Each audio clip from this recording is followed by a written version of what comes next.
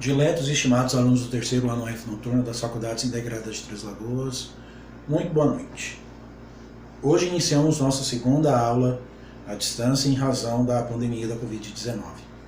Espero que todos estejam bem, assim como estão tentando levar na medida do possível, pois é muito difícil a distância, é muito difícil você ficar confinado dentro de casa, é muito difícil você ter restrições quanto à sua liberdade de locomoção, porém é absolutamente necessário, é absolutamente importante que isso seja obedecido à risca. Porque quanto mais antes fizermos isso, antes voltamos às nossas atividades normais e podemos circular livremente com segurança. É uma ameaça invisível, uma ameaça global, e que aqueles que a subestimam não estão se dando bem. Vindo para cá, me deparei com muitas pessoas que não estão dando a devida importância no que se diz respeito aos cuidados. Isso é muito perigoso. Pessoas aglomeradas, pessoas em seus bares, tomando bebidas alcoólicas, jogando conversa fora, em momentos que não são os momentos adequados. Isso é muito ruim em razão de tudo o que está acontecendo. Ninguém recomenda a pessoa ficar em casa ou parar a atividade econômica toda. Tem uma necessidade. Eu espero que os senhores estejam bem, como eu disse, e quanto antes obedecermos às normas, antes nós voltaremos ao nosso ambiente normal de aulas e participaremos de nossas calorosas aulas. Pois bem, o assunto que eu trago para vocês hoje é a continuação da aula de quarta-feira sobre a prova pericial. É uma prova tida como técnica, uma prova muito rebuscada, em que o perito, escolhido pelo juiz, ele tem que obedecer a uma série de requisitos. Quais são estes requisitos que eles devem obedecer? No primeiro momento, é importante narrarmos o que fala um pouco o artigo 465, parágrafo 466, na verdade, que foi onde eu terminei, falando das obrigações que o perito tem para com o seu trabalho. O que o perito deve fazer quando está realizando o seu trabalho. O 466 diz o seguinte, que o perito cumprirá escrupulosamente o encargo que lhe foi cometido, independente de termo de compromisso. Parágrafo 1º. Os assistentes técnicos são de confiança da parte e não estão sujeitos a impedimento de suspeição. Aqui pairam muitas dúvidas sobre o papel do perito e o papel do assistente técnico. Lembrando que ambos devem ser remunerados, por isso que na maioria dos processos não tem os dois. Tem o perito, o assistente técnico é dispensado em razão do custo. Quem tem condições de pagar tanto um como o outro, acaba sendo importante. Embora o perito ele tenha a responsabilidade de ser imparcial, ele deve ser isento. Já o perito ele não tem tanto esse compromisso, porque ele não auxilia o juiz, o assistente técnico. Ele auxilia a parte. Pode discordar? Pode. Só que muitas vezes pergunta, por que o assistente técnico não é obrigado a seguir as questões referentes ao impedimento de suspeição? Além dele ser assistente da parte, ele tem um papel importante, que ele poderá discordar ou não da perícia. E o porquê que ele existe se ele pode discordar? Ele pode até discordar. Só que ambos, perito e assistente técnico, eles têm compromisso com sua profissão. Eles têm compromisso com a ética profissional. Ou seja, o perito e o assistente técnico, eles devem, de toda forma, obedecer às regras constantes da lei. Não os cabe tratar de forma diferente da lei e da ética profissional. Por exemplo, um engenheiro. O engenheiro civil tem que obedecer às regras da engenharia civil. O médico, ele tem que obedecer às questões éticas da medicina. Ele não pode simplesmente decidir, concluir de forma diferente do perito, simplesmente porque é pago por uma das partes. Ele tem que ter uma razão, ele tem que justificar o porquê pede de forma diferente. Parágrafo 2º do 466. Continuação da questão referente ao perito.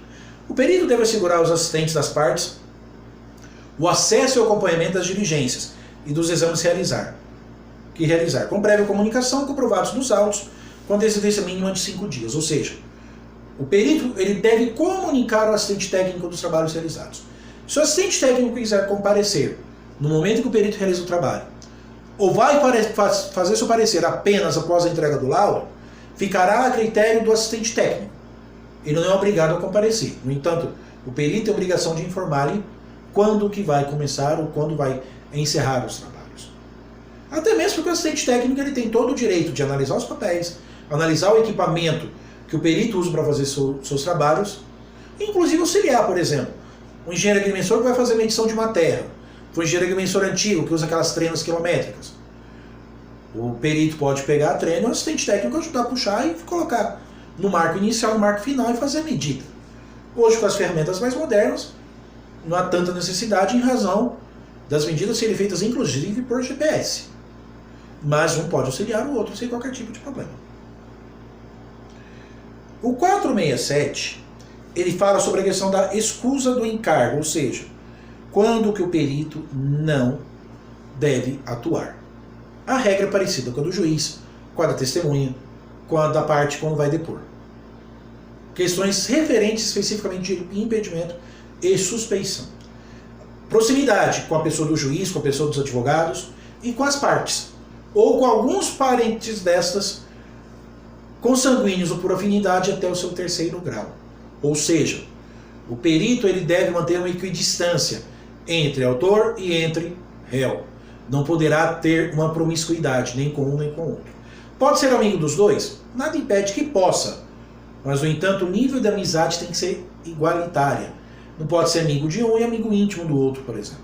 Que daria a questão da suspeição e o perito não poderia trabalhar. O 468 fala sobre a substituição do perito. Via de regra, o perito ele começa e termina o trabalho. São raras as hipóteses em que o perito é substituído no meio do caminho. Normalmente ocorre, de acordo com o 468, quando falta o conhecimento técnico ou científico.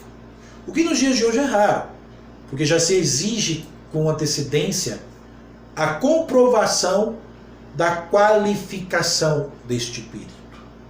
Então, portanto, ele começa o trabalho e não vai concluir por ser incapaz, é um pouco difícil. Sem motivo legítimo, deixar de cumprir o encargo no prazo que lhe foi assinado.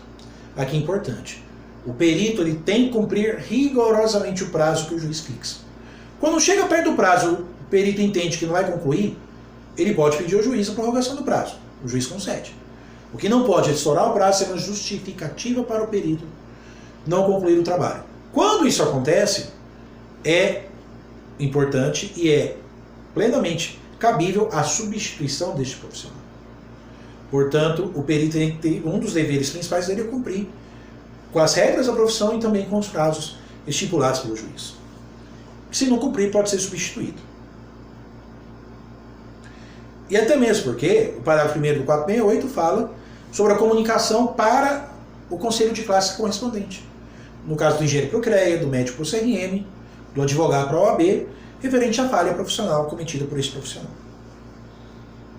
Pois bem, o 469 já começa a tratar um pouco dos quesitos. O que seriam quesitos? Quesitos são indagações feitas por escrito, previamente pelo juiz, pelo autor e pelo réu, para que o perito responda dentro do laudo apresentado.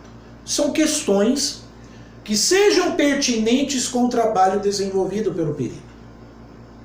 Normalmente o juiz elabora seus quesitos, ele elabora a partir do momento que ele defere a prova, periciar designa desde já os quesitos que ele pretende que o perito responda. O juiz dá um prazo, normalmente 15 dias, para que autor e réu também o façam, porque o perito ele não vai concluir os seus trabalhos sem não responder os questionamentos efetuados. E ele também não pode concluir os seus trabalhos com as questões que ele mesmo cria. Ele vai ter lá a conclusão, ele vai chegar à conclusão, só que o que é mais importante é a dúvida que as partes tenham para a solução do conflito, para a solução da dúvida, para a solução dos motivos que levam autor ou réu a requerer a prova pericial. O perito vai responder esses questionamentos através dos quesitos feitos por escrito. Os quesitos são divididos em 3 formas: os principais, os suplementares e os elucidativos. Os principais são aqueles elaborados previamente pelas partes no momento em que estes são cientes da realização da prova pericial e já fazem a indagação no início, antes do perito começar os trabalhos. O juiz faz primeiro e as partes fazem depois. Os suplementares estão descritos lá no artigo 469. Eu vou ler para vocês primeiro o 469 e posteriormente falar sobre o que são os quesitos suplementares. O 469 diz o seguinte, que as partes poderão apresentar quesitos suplementares durante a diligência, que poderão ser respondidas pelo perito previamente ou na audiência de instrução e julgamento. Ele faz o quesito durante o trabalho. Por exemplo, o perito começa o trabalho e surge uma dúvida por parte do autor ou do réu.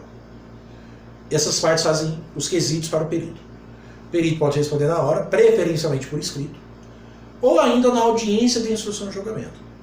Apesar que na audiência de instrução e julgamento, o perito irá responder mais os quesitos elucidativos, que nós vamos tratar daqui a pouco. Mas nada impede que a parte elabore os quesitos suplementares, junte no processo, e o juiz, quando for ouvir testemunhas das partes, ouça o perito na audiência de instrução e julgamento. Quando ocorre do perito ser ouvido em audiência, ele é ouvido em primeiro lugar. Perito e assistente técnico, nessa ordem. Lembrando que é uma ordem preferencial, não é uma ordem obrigatória. Por sua vez, os quesitos elucidativos, eles são descritos lá no 477, parágrafo 2º. Eu vou ler primeiro o 477, para depois termos uma noção melhor sobre o assunto. O 477 diz o seguinte: o perito protocolará o laudo em juízo no prazo fixado pelo juiz pelo menos 20 dias antes da audiência de instrução e julgamento. As partes serão intimadas querendo para manifestar-se sobre o laudo do perito do juízo no prazo comum de 15 dias, podendo o assistente técnico de cada uma das partes em igual prazo apresentar seu respectivo parecer. E o perito perito juiz tem o dever de, no prazo de 15 dias, esclarecer ponto. Aqui entram os quesitos elucidativos. Primeiro, sobre o qual exista divergência ou dúvida quanto de qualquer das partes do juiz ou do órgão do Ministério Público, divergente do apresentado um parecer do assistente técnico da parte. Parágrafo 3º, para complementar o segundo.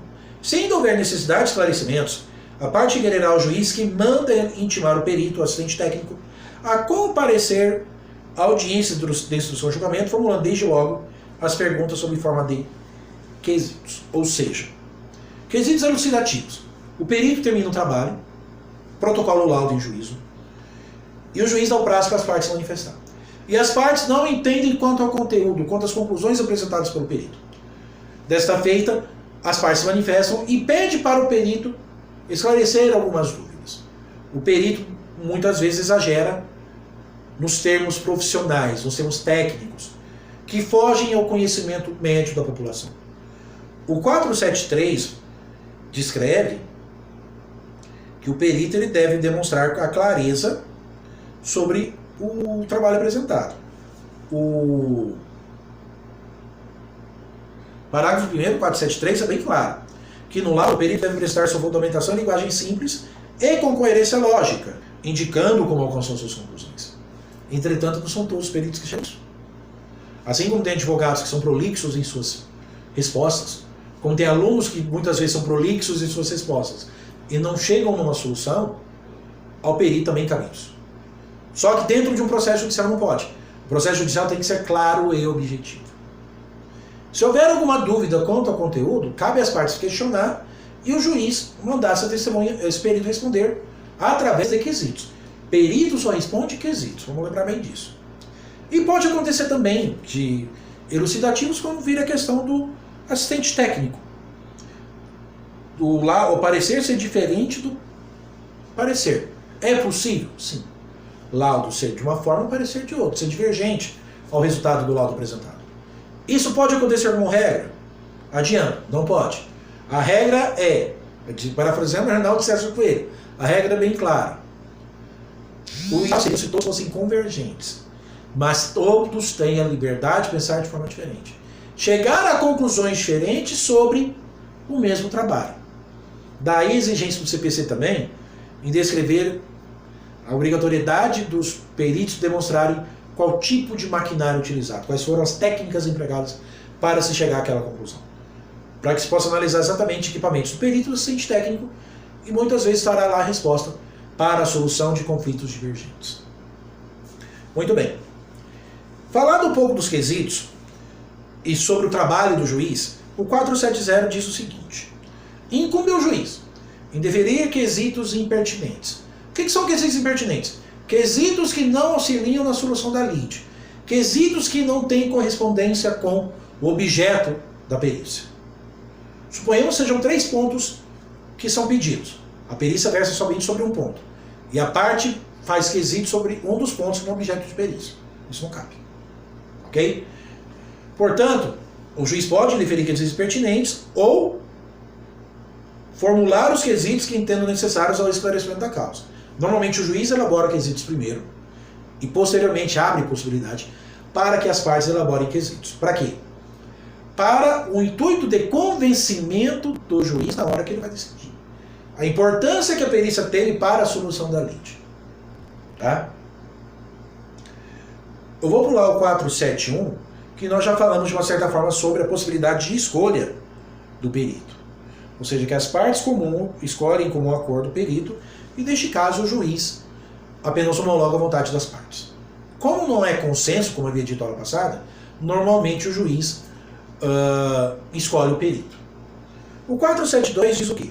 Que quando as partes da inicial da contestação apresentarem sobre questões de fato, pareceres ou documentos elucidativos que considerar suficientes. Ou seja, pode acontecer que em algumas situações a parte tem algum laudo pericial, tem algum documento médico, documento de engenharia, alguma coisa que ajude o juiz na solução da lide. Tem algum documento formalizado, feito dentro de determinadas normas.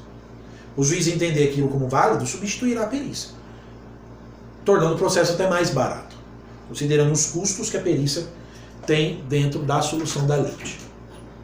O 473, ele vem nos descrever sobre o que o laudo pericial deverá conter.